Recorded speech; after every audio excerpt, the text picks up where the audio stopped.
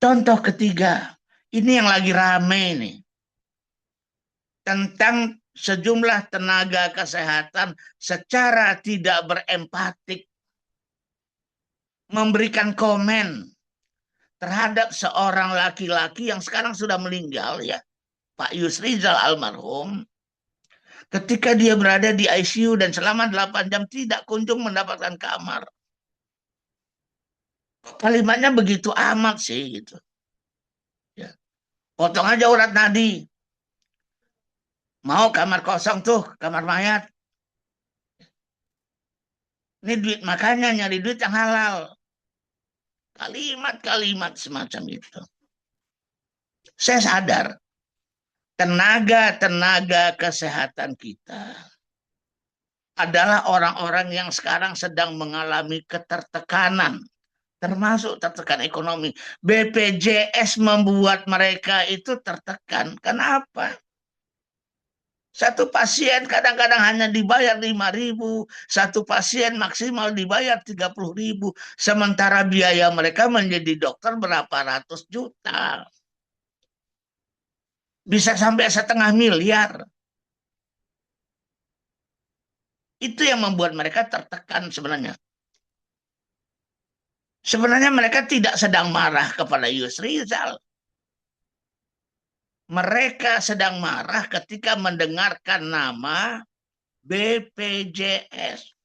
Saya kebetulan termasuk orang yang banyak berdialog dengan tenaga-tenaga kesehatan. Mereka tertekan.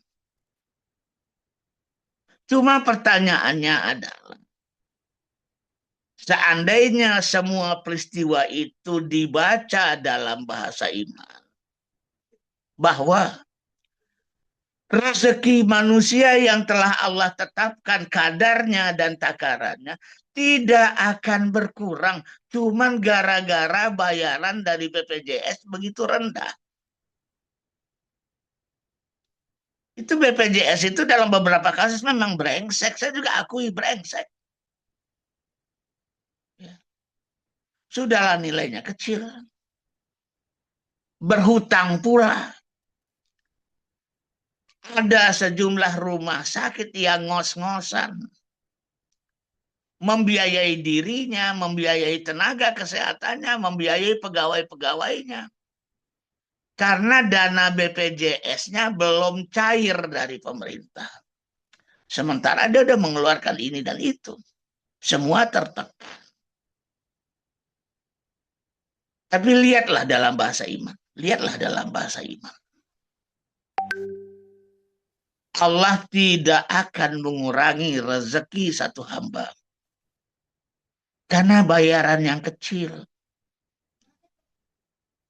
Karena kalau seandainya itu yang kita pikirkan, saya juga nggak akan mau menjadi konsultan pendidikan. Bayarannya kecil. Mendingan saya menjadi konsultan perusahaan. Bayarannya gede. Megang 10 lembaga pendidikan dengan megang satu lembaga perusahaan masih lebih gede kok duitnya perusahaan. Tapi kenapa saya masih bertahan di sini dan terus bertahan insya Allah? Karena sekali lagi Allah itu tidak mengurangi rezeki seorang hamba semata-mata karena bayaran rendah. Memang dari sini kecil, tapi Allah ganti dengan di tempat lain. Allah ganti dalam bentuk kesehatan. Allah ganti dalam bentuk kemudahan. Allah ganti dengan cara menjauhkan kita dari berbagai macam biaya-biaya yang tidak perlu. Karena kalau Allah sudah mentakdirkan ada seorang artis yang duri ikan, dia makan ikan.